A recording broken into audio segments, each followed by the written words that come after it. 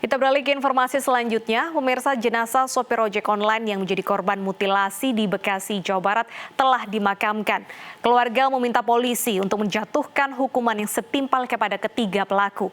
Kasus mutilasi ini berangkat dari rasa sakit hati salah satu pelaku.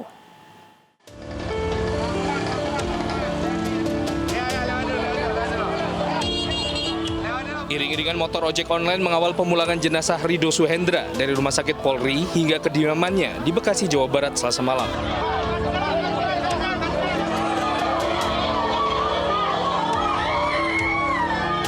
Tangis histeris keluarga pecah menyambut kedatangan jenazah. Kehilangan mendalam dirasakan keluarga dan kerabat, apalagi korban dikenang sebagai pribadi yang baik dan ramah. Jenazah korban langsung disolatkan dan dimakamkan di pemakaman umum Kampung Buek, Bekasi. Saya terpukul kalau bisa sih, yang bunuhnya itu setimpalnya. Ya sehari sih dia nggak banyak, orangnya nggak banyak ngomong, baik dia sama keluarga. Rido Suhendra adalah pengemudi ojek online yang merupakan korban mutilasi. Polisi berhasil menahan ketiga pelaku mutilasi. Kasus mutilasi dilatar belakangi sakit hati antara pelaku berinisial MA dengan korban. Korban diduga pernah mencabuli almarhum istri pelaku. Status tersangka untuk MAP dan FM sudah kita lakukan penahanan. Kemudian untuk ER masih dalam pemeriksaan, tapi endingnya nanti akan lakukan penahanan juga. Seperti itu. Terus tambahan barang bukti dan yang penangkapan terakhir ini? Untuk tambahan barang bukti yang terakhir kita dapatkan yaitu alat yang digunakan yaitu satu buah mobil. Ketiga pelaku membunuh korban di sebuah tempat di penitipan motor di Bekasi. Para pelaku mengajak korban pesta narkoba sebelum memukul dan memutilasi korban. Potongan tubuh korban ditemukan warga di pinggir Jalan Raya Pantura, Kedung Waringin. Dari Kabupaten Bekasi, Jawa Barat, Didit Junaidi, iNews melaporkan. Ya pemirsa, ketiga pelaku pembunuhan sadis di Bekasi kini seluruhnya sudah ditangkap. Untuk membahasnya lebih lanjut sudah bersama iNews Siang, Kombes Pol Zulpan, Kabid Humas Polda Metro Jaya. Selamat siang Pak Zulpan.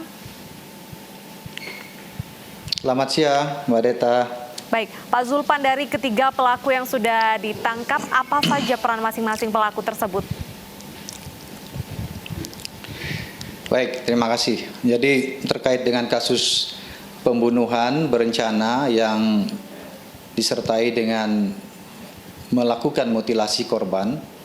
Ini dilakukan pada tanggal 26 yang lalu, hari Jumat, tepatnya di Kedung Waringin. Ya, ini tempat pertama kita temukan ya beberapa potongan tubuh korban. Kemudian kita melakukan olah TKP. Kemudian kita melakukan identifikasi terhadap temuan potongan tubuh tersebut sehingga kita menemukan siapa korban itu sampai dengan terungkapnya kasus ini.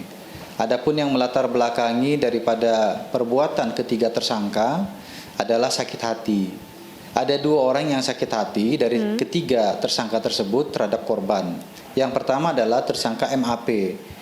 MAP merasa sakit hati karena menurut pengakuannya pada saat pemeriksaan, korban RS ini pernah melakukan pencabulan terhadap istri tersangka MAP, yang mana istrinya saat ini sudah meninggal. Jadi pada saat yang masih hidup yang lalu.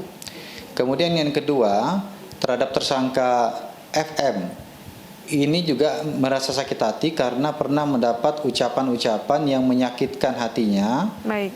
Yang dilakukan oleh korban RS kepada tersangka FM maupun istri daripada tersangka FM.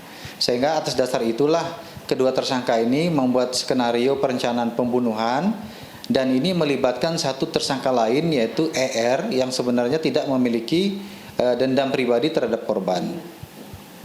Baik, lantas bagaimana ketiga pelaku ini bisa menjebak korban sendiri, Pak? Ya, ketiga pelaku ini sebenarnya mereka adalah teman baik. Jadi dalam kesehariannya mereka ini selalu bersama-sama.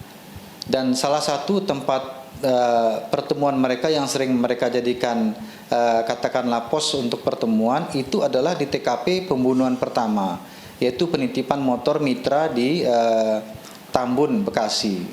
Nah, di situ mereka juga merencanakan pertemuan, kemudian tanpa curiga daripada korban, mereka melakukan di situ memakai narkoba.